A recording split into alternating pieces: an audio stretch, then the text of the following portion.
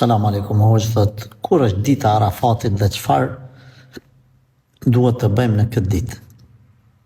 Aleikum selam, wa rahmetullahi wa barakatuhu. Nuk du t'jap datë, se kjo video ndëgjohet edhe në vitet e ardhshme, mos mu të llovit njerëzit me mendu se gjithë e bjet njëjtën datë, por po ta jap këtë rregull. Dita Arafatit është gjithmonë i bie në natën e Kurban Bajramit. Çdo vit.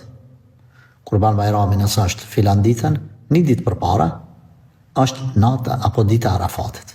Nata Kurban Bajramit apo një ditë para Kurban Bajramit është dita Arafatit. E kuptove këtë? Çfarë duhet bëjmë këtë ditë? Kjo është dita më e vlefshme në të cilën lind dielli. Në këtë ditë preferohen disa ibadete, por ajo që po du me specifiku është agjërimi i kësaj dite. Për kë kemi dy lloj njerëzish.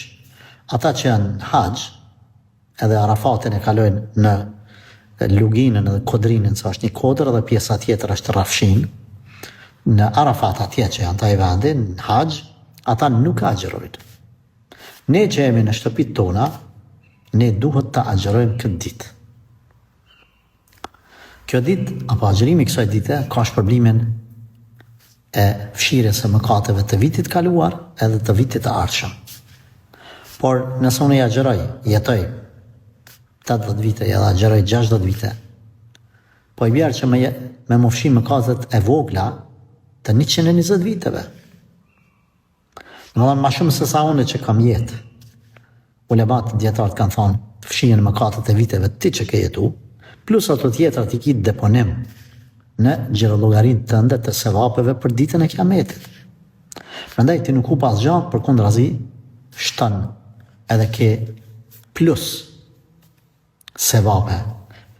Pra fshihen mëkatet e 2 viteve, të vitit kaluar dhe atit të ardhshëm, normal, jo mëkatet e mëdha, sepse ato kanë kushte tjera për mëkatet e vogla.